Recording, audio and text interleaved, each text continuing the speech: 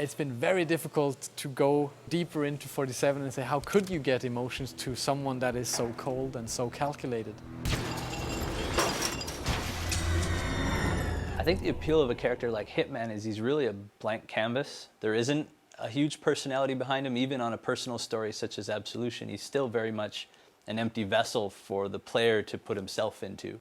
Well, we definitely have some legacy there. We have some long-time fans that expect some certain things from the franchise as well that we're delivering on. And but on top of that, the bar is moving all the time, so everything needs to be more epic in a way. And we really focused on that. Compared to the early installments in our game, this is the way most cinematic, epic experience we've done. The most ambitious project in IO, definitely.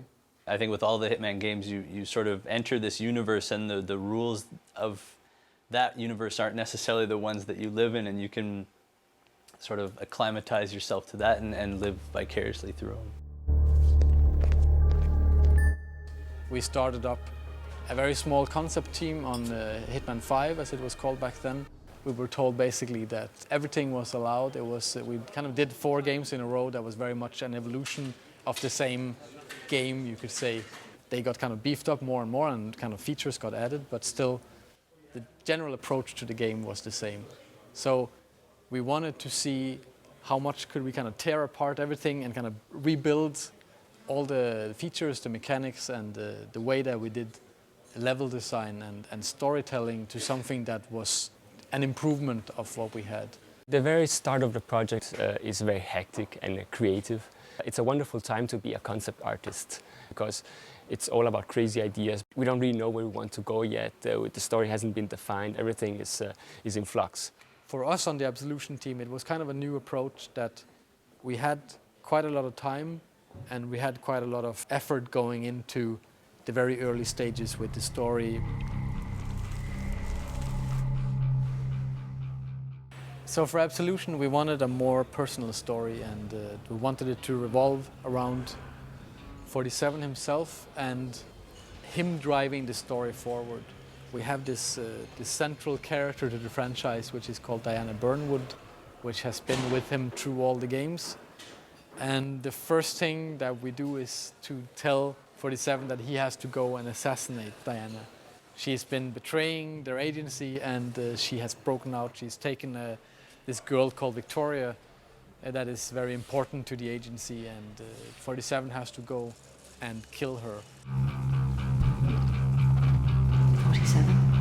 So this is the first mission that you encounter as a player. Naturally, there's a lot of questions from the hardcore fans and the community to, okay, this is a very strange step for us to be taking, but it's also, if you look at it from a dramatic point of view, it's incredibly hard to take a character that basically has no emotions in what he does and say, how do we make this character have any kind of emotional response to something? And taking something that is very close to him and kind of exposing that is a way for us to also shake him up a little bit. It's a personal journey for Agent 47, and you really get closer to him and you really learn more about him.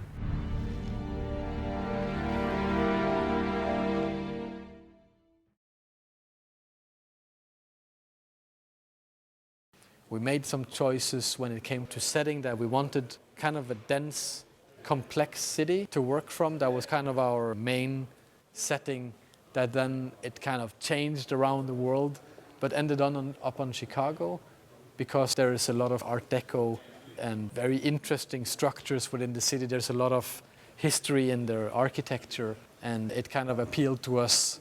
Every level starts with a brainstorm where you have an idea. Would it be fanciful to have a level take place in a factory or in a high-class mansion or in a derelict library like we did in the E3 level?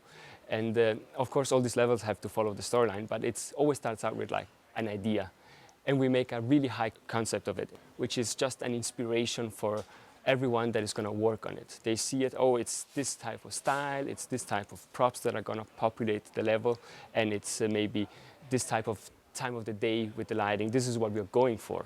Once that is done, the level designers actually start building a level out of just mock-up geometry. Mock-up geometry doesn't look good, but it has a purpose that it just tells you where your covers are, where your walls are, basically how the level is. Once they are done, and they are confident that they have proven the gameplay on the level with the patrols and the kills and accidents that could happen on the level, they give the mock-up geometry back to the concept department that starts to paint over and create the style of the level and specifying all the small assets that are present on the level. After we are done, the 3D artist can take over and start populating it. And at the same time also the character artist can take the character concepts and create the assets that will be on the level.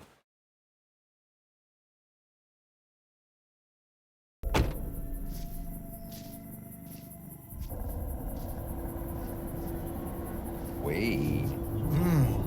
I heard you. You want me to snatch some chick? Man's gonna call you, tell you how to find her. She's in hiding somewhere. You got that? That's a lot of hassle for one chick. She must be special. One of the things that we really wanted with Absolution was to make some characters that were more, they had more personality and they felt more, maybe not real as such because they're kind of outlandish in their own ways, but at least they feel like some kind of character types. Look, you get me 2.5. There's a large number of, you could say, main characters that are more or less targets through the game, and then there's other characters coming in kind of from the side, becoming targets as 47 goes through the story.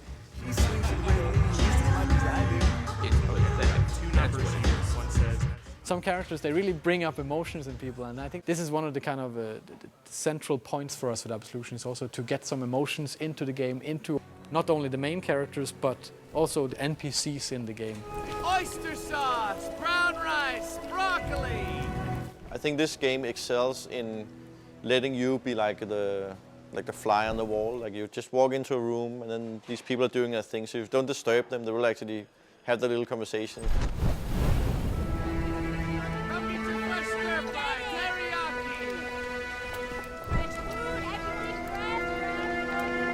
Telling these people's story is also a part of the replayability and the kind of richness of the game, that it should feel like you come into a new level and there's all this stuff happening. There's all these characters that can't wait to tell you their stories and kind of open up the world for you. You want me to snoop around the agency? Were you crazy? Yeah, you crazy. We have some clear restraints about disguises. That's a very central part of the gameplay in Absolution. So we have to communicate very clearly that 47 can take this person's clothes on and it has actually a meaning for the level.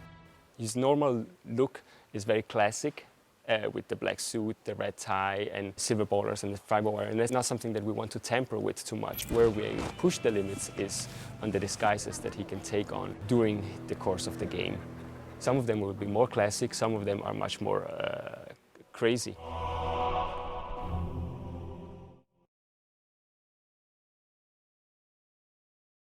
When it comes to inspiration, we're very inspired by movies in general.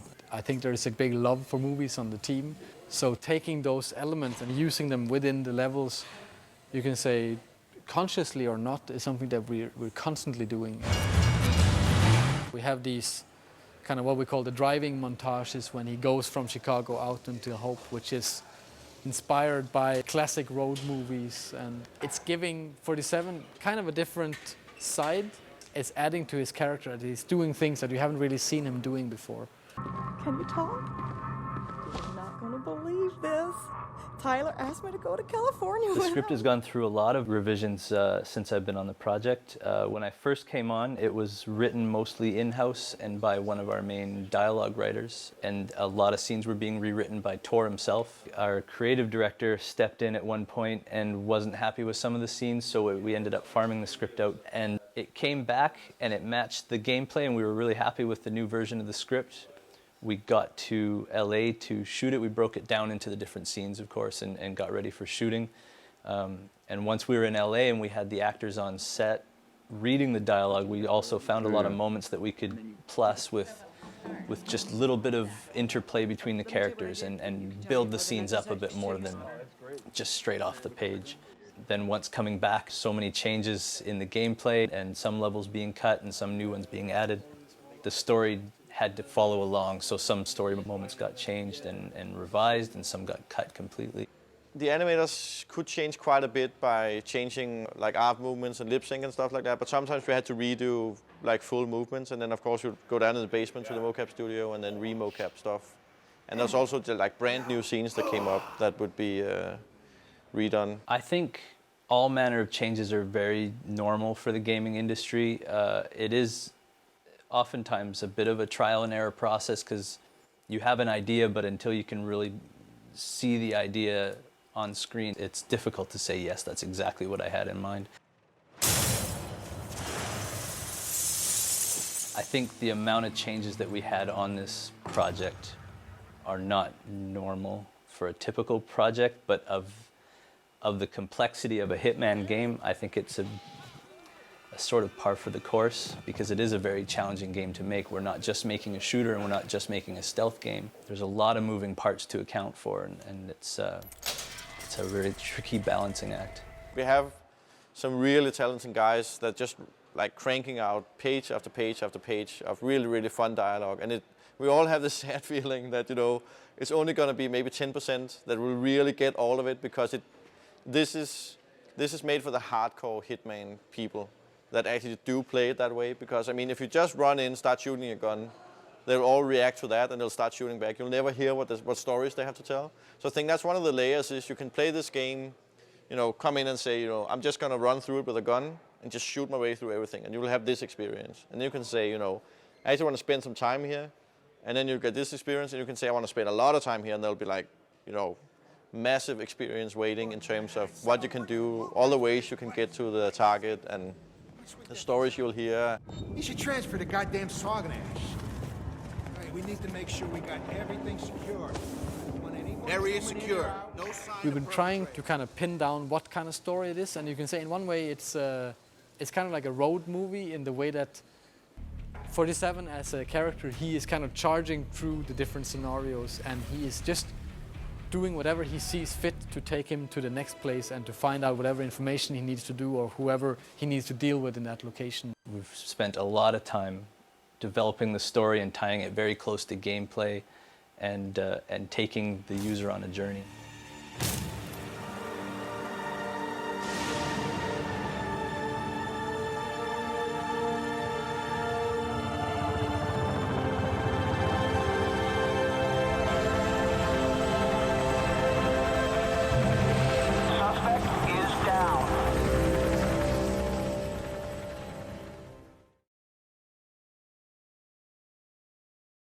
The whole audio direction, and you can say the dramatic score part of the game, it's been a very strong focus from the very beginning, because we knew with a game that is so, you can say, open-ended as a Hitman game is, the player can always do whatever he wants. He can go any direction and kind of take on the game in any way that he wants. We have to have a very dynamic, you can say, music system that supports a dramatic experience no matter how you want to play the game.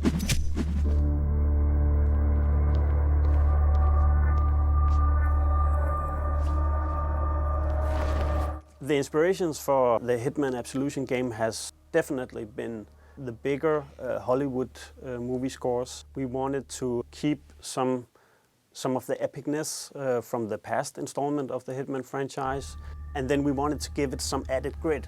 So we both have the polished Hollywood musical score, and we have the darker, tense, aggressiveness. And those two worlds, when they collide, it supports Hitman Absolution in its best. Get away now! One of the things that really inspired me with the music production was the fact that it was a very diverse setting, which meant that it needed some diverse music.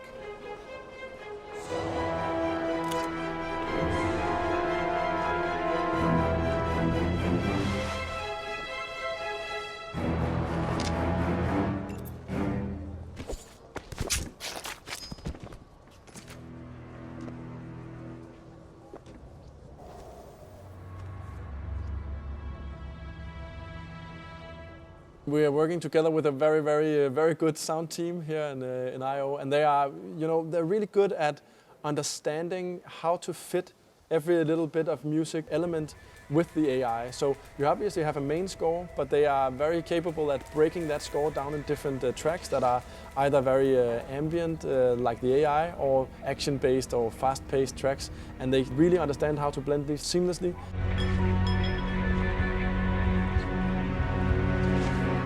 The music is tying into all the different AI states in the game, so whatever the AI is doing, if the NPCs get agitated, the music will follow them organically, and the more joining in, the more the music will kind of ramp up.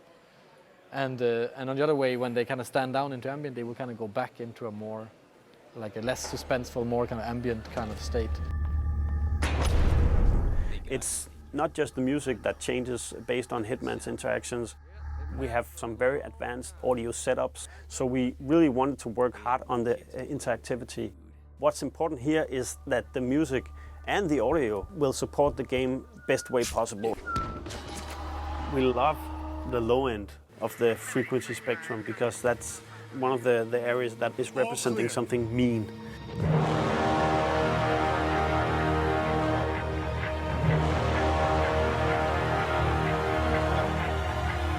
So we pay a lot of attention to actually the whole frequency spectrum within the whole audio production. So it's not just a lot of audio getting thrown in there. We know that the dialogue is sitting in the mid-range of the frequency spectrum, and we sort of try to design the music and the rest of the sound effects design around that. Come on in here. Amos, clean, that better not be you again. I'm gonna tell your mama you're here. So the way we use the dialogue is really to base the sound effects, the sound design, and the music around the dialogue. Because you can say a dialogue line in many ways. Come on, fucker, work! Come on! The way we handle dialogue this time around has been quite different compared to the other Hitman games, in that we have had the opportunity to work with some really great voice talent from America.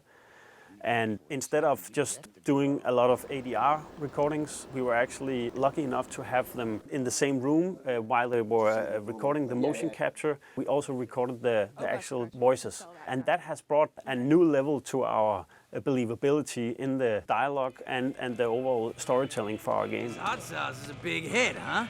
I think the guys have been spiking their beers with it. Dialogue is the most important piece of audio in the game. It's not music, it's not sound effects. If you don't believe in the dialogue, and if it doesn't tell the story correctly, you don't have a game. For years, Diana Burnwood was my sole handler at the agency. She supplied information and secrecy, and I sold perfection. Together, we had trust.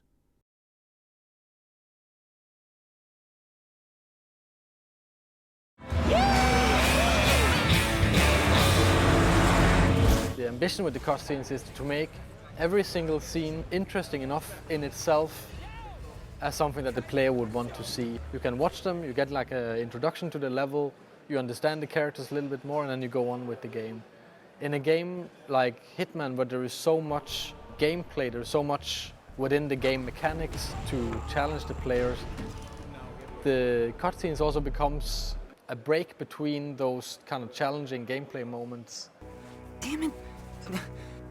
Mr. Dexter is not someone that you want to mess with. I think cutscenes are getting better and better. They're actually much better at using the language of cinematography and of like movie storytelling and making compelling stories and characters. And this is just a natural evolution in games to lean on what we've learned from cinema. We're actually treating it like a classical movie. We're trying always to have like these, really slow dolly moves and shooting from outside the doorway into the room and trying to have this like subtle treatment of it, and it actually works really well. We have like an awesome team of animators and environment artists and lighting and comping and the composers and sound designers. I mean, a lot of people are working really hard on making them. All right, what is it worth to you? Name your price. If they convey a sense of motivation to play the game, and we've taken a lot of care to add that to Hitman Absolution. It's all well and good to be given a task to go and you have to take out a certain target, but if you can apply an emotional reason or a really solid motivation to do that, it just makes it more enjoyable and a lot more fun to play. Now listen to the city. If anyone mentions the girl, you know what to do. I'll call you. Oh, no. You do that.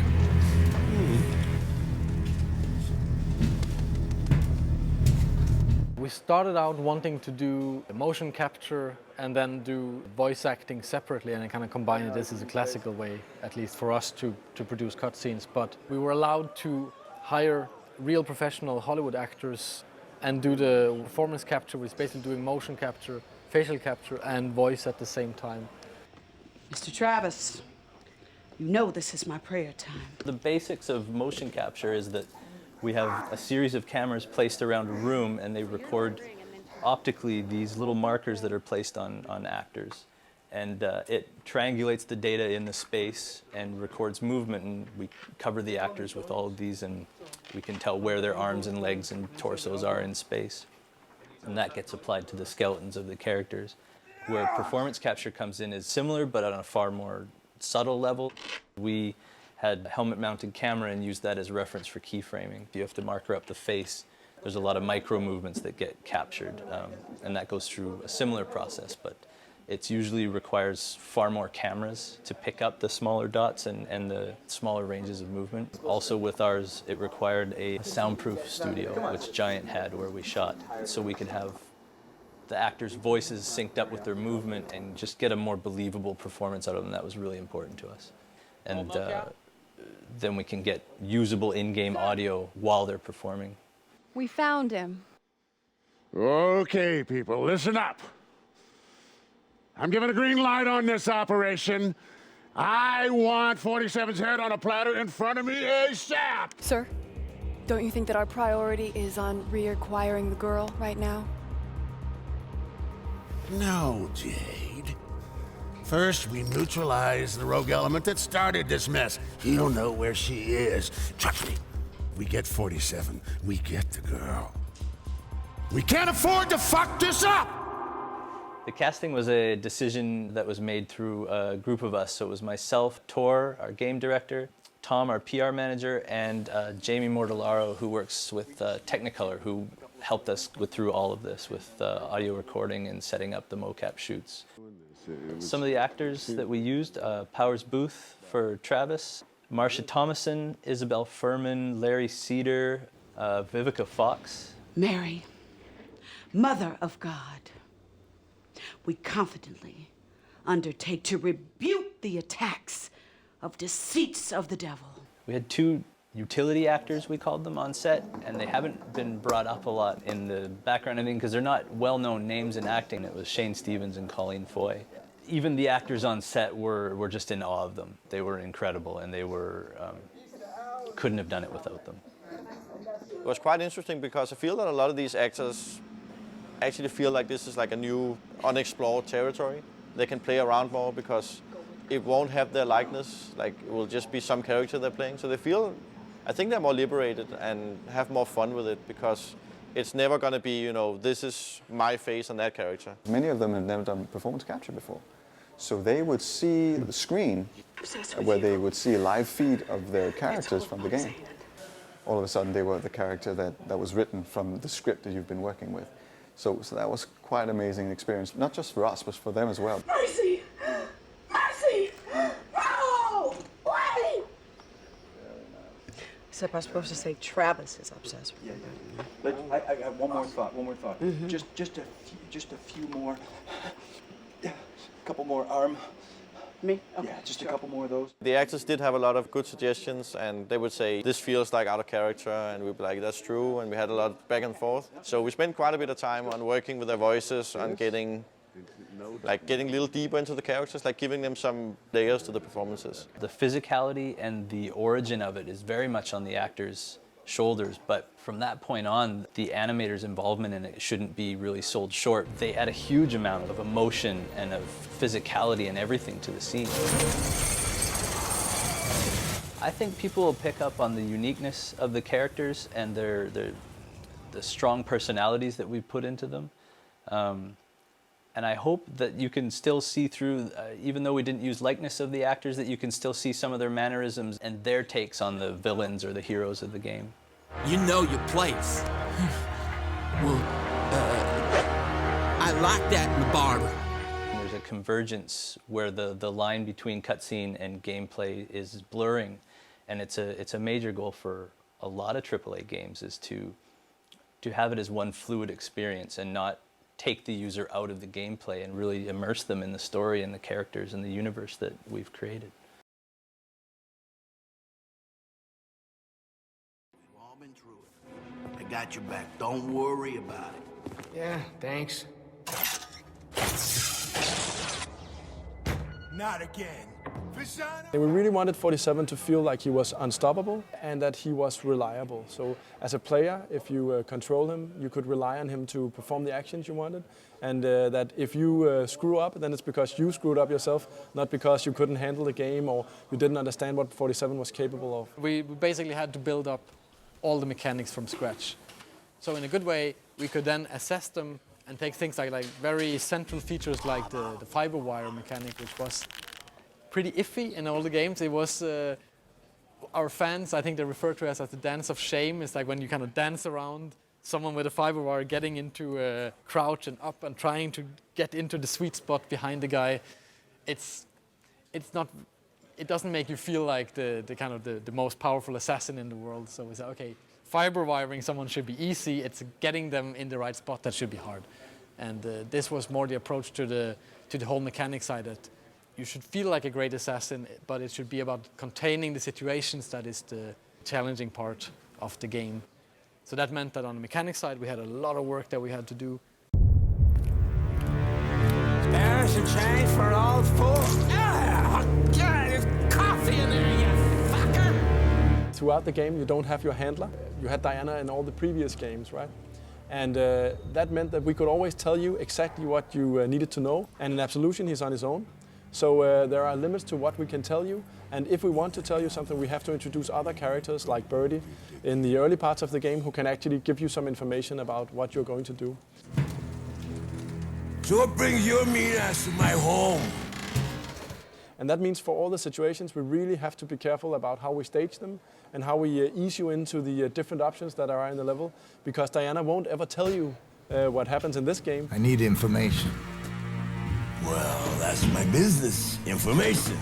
You need information, I find information. At a price, of course. And that was an initial pretty big challenge for us, coming to terms with something that's actually been a core part of the franchise for a long, long time. And now we had to stand on our own feet. And in that way, I think we were a little bit like 47. We felt a little bit lost at some time, saying, okay, the player needs to know this area. He needs to know that these are the options. He needs to know that he's going here and it's roughly going to end up in this place. But how do we tell him? So listen up. Now the king hangs out in the pagoda in the center of town, where a unit of dirty cops guard his every move. And he rarely leaves the crowd, except to meet up with his dealer in a pad overlooking the square. He also got a swanky European ride parked in a nearby alley, but that's all I got, Holmes. So, call me back when you're done. Got it? We had to make the guys in the world tell you a lot of stories about what was going on in their part of the world, or in the checkpoints coming up, or maybe even get your feedback on some stuff that happened in the previous levels. And now it's not just one handler talking to you, it's every NPC who could probably be saying something that you needed to know. And while that was obviously a big challenge to do at first, it also very much became apparent that it's a big strength in the game, that if you listen to the banter between NPCs throughout the game, there will always be something for you to pick up. Sometimes it's just fun stuff, you know, building their characters, but at other times it's actually stuff that can really help you solve whatever problems you have, or make you understand the context of what you're doing. So we're really happy about how that turned out, even though it was a challenge in the beginning. You going down? Wow, exciting evening, huh? Lots of heavy stuff going down. Heard it's all about one man. He must be a dangerous son of a bitch. Defining the range of 47's abilities, and at the same time also working with the early steps of the AI, saying just how far do we want to push it? Because it meant that the AI also, it's a completely different way that they can communicate with each other. It's far more realistic approach that alertness will propagate through the levels as it would feel more natural. If you raise an alarm by someone in a corner, they won't automatically be able to contact anyone else unless they kind of yell out or they call on their radio or they run to get help. Then you can still contain the situation and then progress through the level as if nothing happened.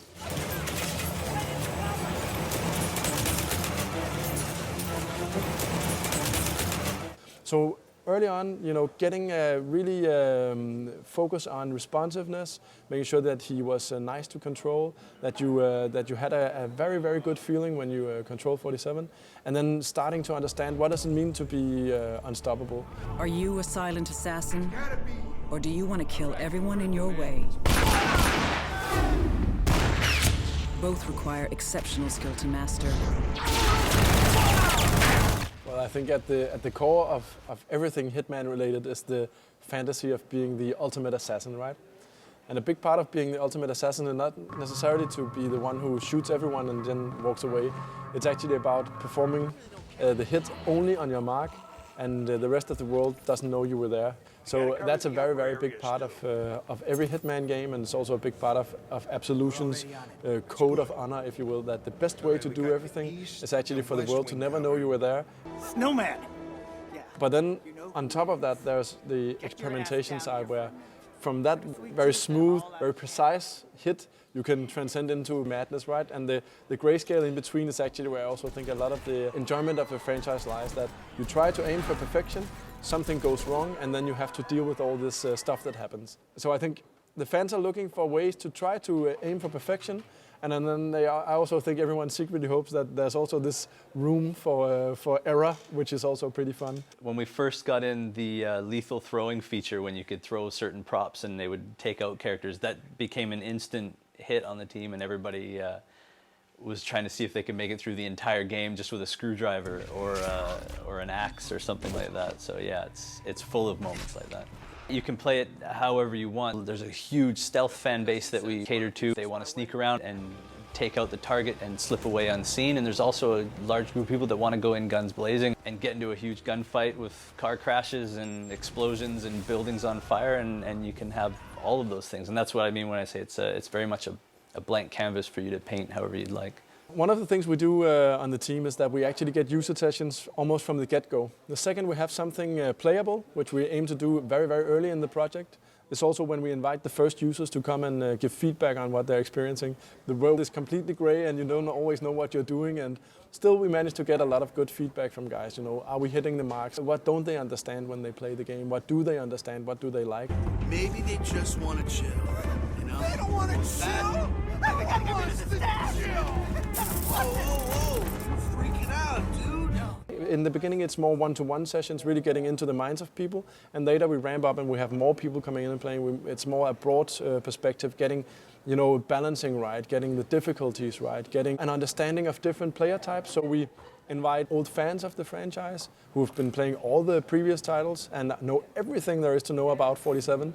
And we also get people in that haven't heard about Hitman at all. And then we get them to play it to see, okay, where is the barrier of entry? Is it too hard? Is it too easy? And we also know that we have a pretty vast range of expectations. Every day he's yelling at me, yelling, just like my mom. Every time, I can't take it anymore. For Absolution, one of the main areas that we really focus on is the communication part. Both because some of the elements in the game are quite complex. I mean, our AI is very advanced. It can do a lot of different things and it can be in a lot of different states.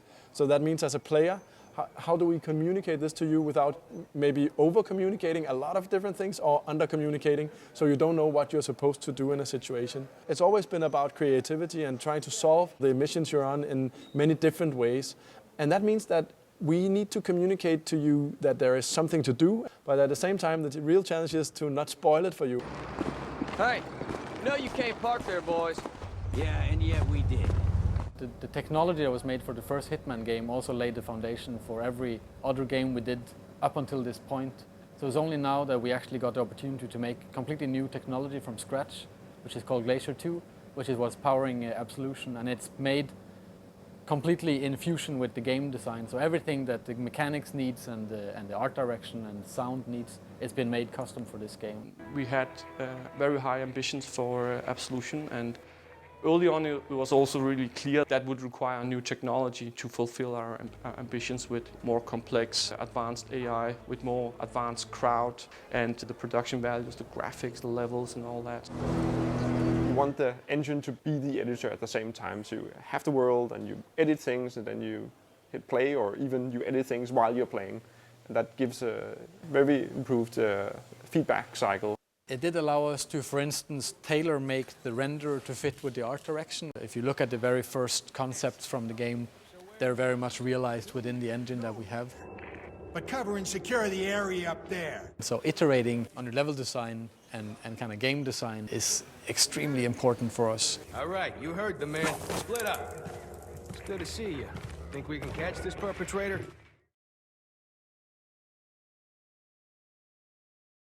The alpha stage is the stage where everything comes together. You've done your pre-production, you know what 47 is able to do, you know what the AI is able to do, and now you start piecing together all the levels, building them first of all, getting all the assets in, if not polished, but they're in, right? So you know what are people saying, what characters are there, what weapons are there. Hey! Who's screwing about? This is the first time you really play it through and through, and also the entire game you start getting your horizontal slice where you get every level after one another. You get the cutscenes in, you start seeing how does the story fit with the gameplay. You see if you have some levels that need love in terms of intensity, or you can see that how they fit pacing-wise. So if you've been hard-pressed, as you know, in our E3 level, Run for Your Life, we really showed this, the police are now hunting you. After that, you also need a little bit of a breather saying, okay, relax, you're allowed in this place. We have a strip club, for instance, where you're pretty much allowed to roam wherever you want, and you have to do a hit as a pace change from being always chased by police. So that's the point in time in alpha where you actually start understanding the different elements, how they really fit together. Obviously, you know your ideas up front. I mean, we plan all this stuff and we talk about it, but that's when you see it the first time.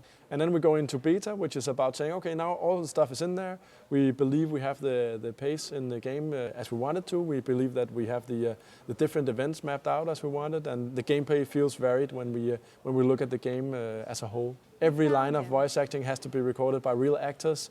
Birdie was right. He's in Hope, South Dakota. And the girl? She is not with him. 47's moveset is final and complete. You go into the details of the minute or by minute actions, or the sometimes second by second stuff. Sometimes gameplay-wise, it kind of fell off slightly. So then we had to pull back and say, how can we kind of refocus the level into something that is more interesting to play and more engaging. And for the AI, you know, how long they give chase. So how should that play out? Second by second, not just mechanically, but what is he saying? When does the voice actor start upping his projecting, telling you to freeze? All that stuff we start fine-tuning at this point. Who the hell are you?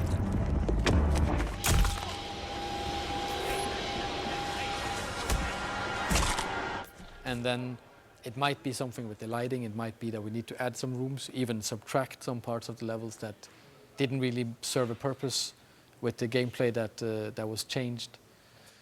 Also, since the AI is constantly evolving, there are also things in the level that might change due to the AI suddenly being able to understand more or see more. Then we have to maybe remove some characters because it got too difficult, or add new guards to an area because they got too easy, stuff like that. So it's a lot of adjustments to be done on everything.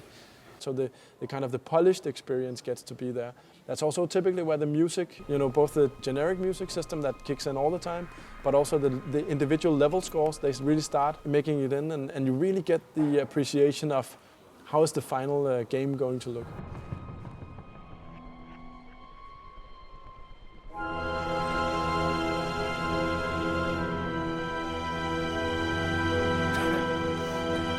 At this point, it's about understanding the entire thing, the whole, if you will. So the connection between how the AI is working now, how 47 is working, how the levels are coming together, what the player understands at that point in the game, how good is he at this point in the game, you know.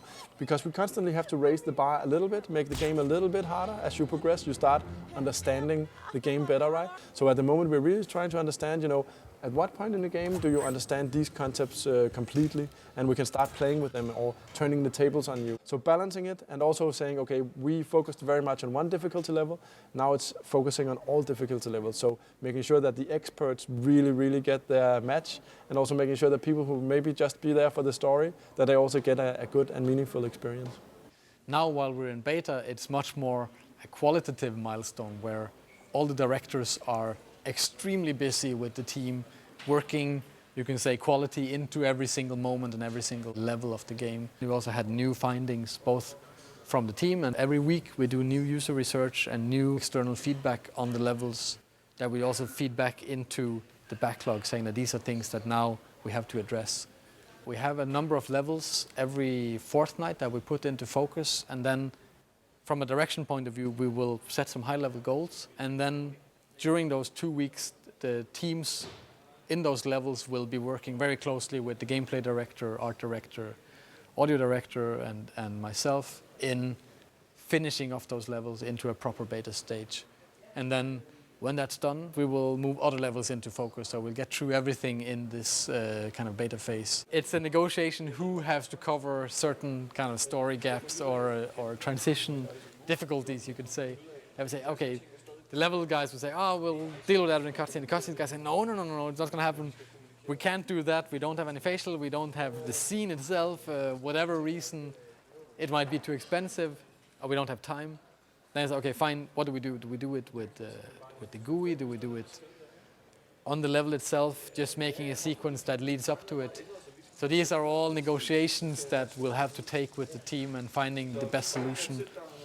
Of course, everybody just wants to make something that is great, so they're trying to kind of push themselves as far as possible, but I mean, sometimes it's just beyond the breaking point, right? And I mean, we also want a team that can survive the entire beta phase, and ourselves included. It's just wasting our time, to claiming it fixed all the time. They have to check it in a build to see that it works, not in the editor.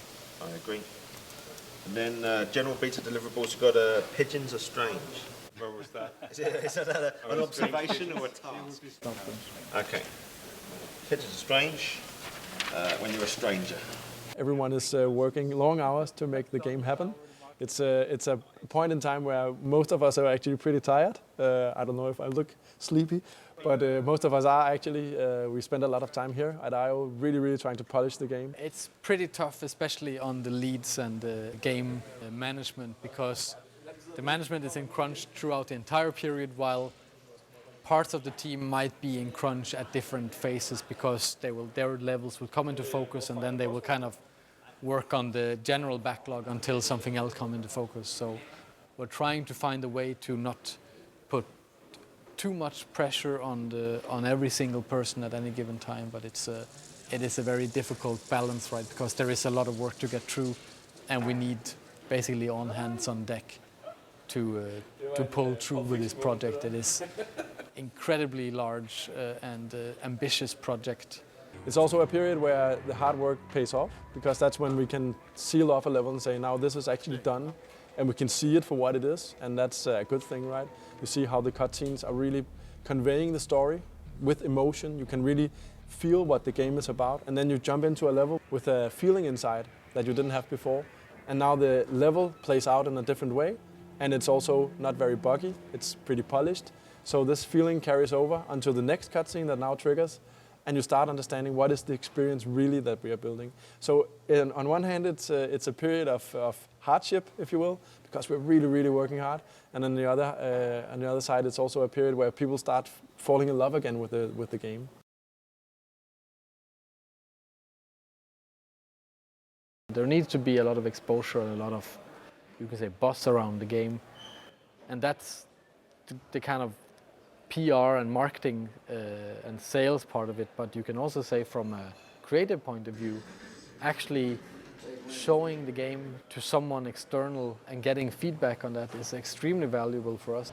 E3 means a lot for any game that is being presented here, but it means especially a lot for HITMAN Absolution, because the title was presented at last year's E3 and it was received really well, but we wanted to make an even better presentation this year, and we are coming with different types of codes. We're coming with the King of Chinatown, that is a hands-on demo. We are presenting the Sniper Challenge that we are releasing as a pre-order incentive. And we are also having a closed-door demo of the Streets of Hope.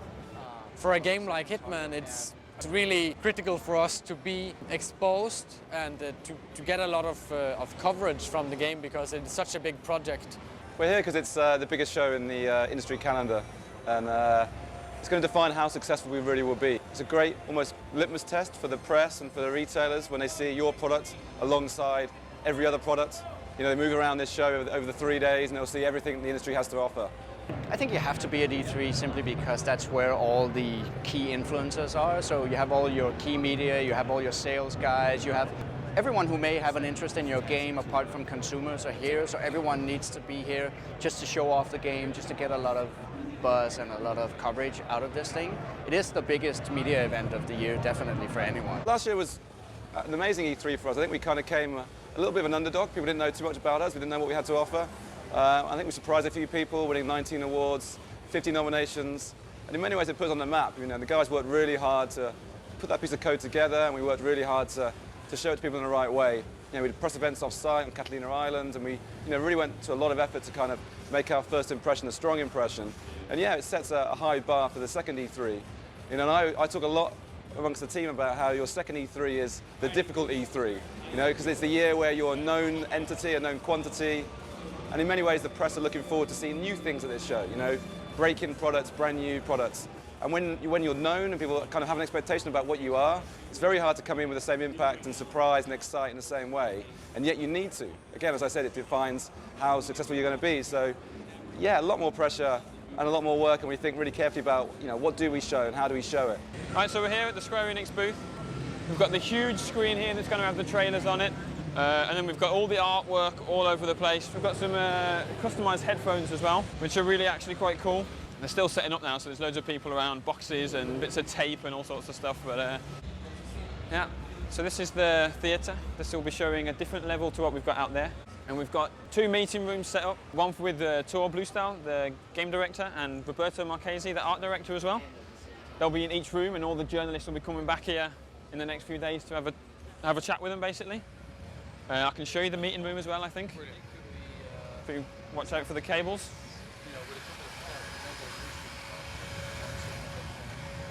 You can see on here, we've got the little logo on the wall, so you know where you're going.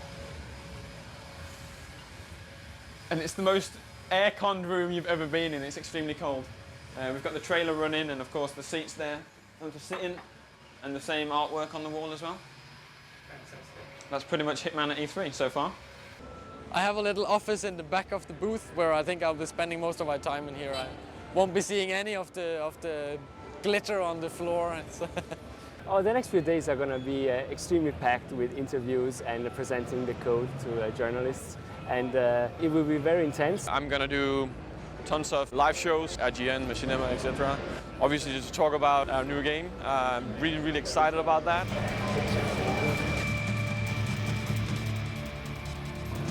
Just the sound first with the microphones that are going to do that now. Are you guys demoing the same thing that's in the presentation? Agitated, looking for what happened, looking for something has happened, right? But I don't know it's you, so you can just go unseen out there. Yep. Agent 47 has been laying low for a while, and now he got this very personal contract. Now he works for the agency, ICA, and his handler is Diana. That people that know the franchise would know her, Diana Burnwood, and he actually gets contracts to kill her. This time, you know, a lot of fans have been asking, oh, this feels so good to be here right now, and also these interviews, right, to convey that it's still very much a Hitman game, right? So I'm almost trying to sell it to you right now, but I really feel it's important. So we've got the awards that we've been given so far. Most of them are nominations from places like IGN, 1UP, Game Informer. And what happens is basically the journalists walk around the show, they take a look at the videos that they've seen around the place, and the ones they like the best, they give us an award, a nomination, and we're sticking them all up here, so when people come in, they can basically see how well we're doing. And we've just got another one from GameSpy, nominee for Best of E3. So we're ready to stick it up on the shelf.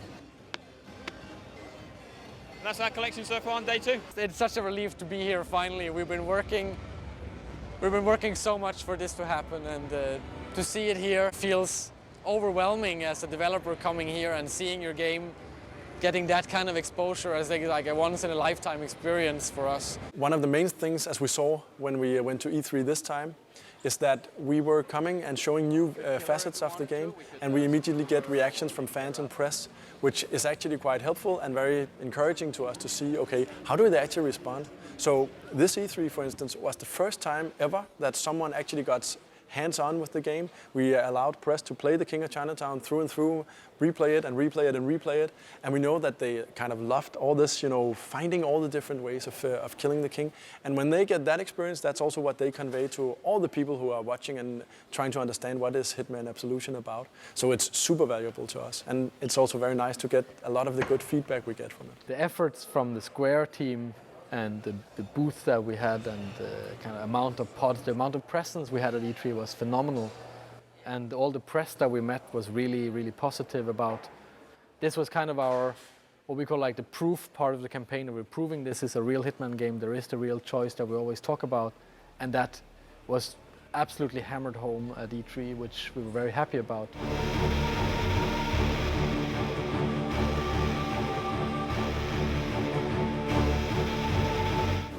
Well, we're here in Cologne to show off the last missing piece of Hitman Absolution to the press, which is contracts mode.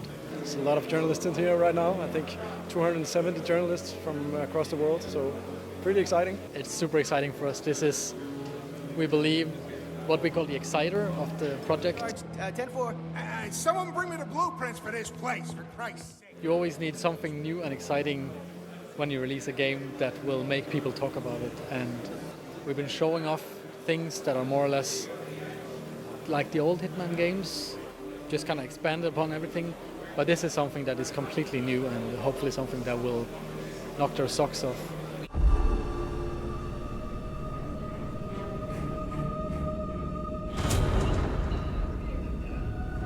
People loved it. I talk to a lot of guys right now and they're really surprised actually, like this is something new, this is something fresh. We really want to play that. So couldn't be better. And that's why we kept it, you know, as the last puzzle piece to add it on top of what's already awesome, right? So we're in a good spot right now and I'm very happy about it.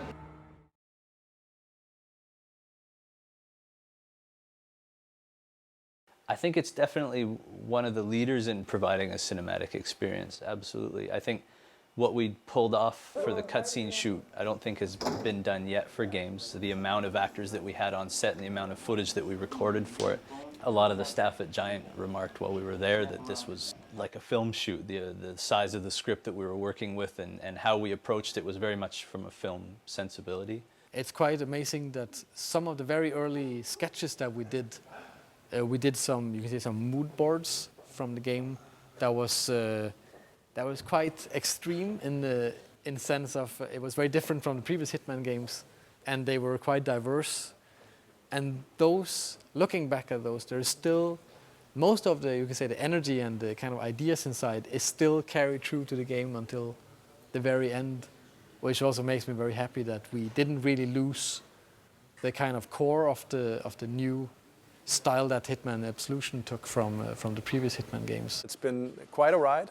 It's by far one of the most complex games I've ever worked on. It's in its nature to be unpredictable, and I think that's been the main challenge and also the main point of why it's so fun to work on it. The times where we are limiting ourselves quite a lot is where also the best ideas comes up, because we know if we have very little time or we have very little resources to do a specific part of the game, all these kind of alternative and interesting ideas come up and say, what if we did this and turn everything on its head? I've enjoyed the team immensely. We've got an incredible group of animators working on the team. Going to LA and doing the shoot and working with the actors and the staff and just everybody there has been absolutely a highlight of my career. Learning so much from the actors there. We couldn't have asked for a better cast. Everybody was so interactive, and when their shot was over, they didn't just leave the set. They were there and joking with everybody, eating lunch with the whole crew, and it was just an amazing opportunity. It's very powerful as a motivating factor for all of us working on the team to see people caring so much about the game, because it's, you can say it's a commercial product that has to be released and it has to make money, but on the other side it's also a piece of entertainment, and it has to entertain people and make them happy and challenged and moved, hopefully. What I hope is that a lot of players get this experience of, okay, this happened, so now that happened, so now I have to do this, and then I hide in here, and then this happens, and I find this item, and then this happens.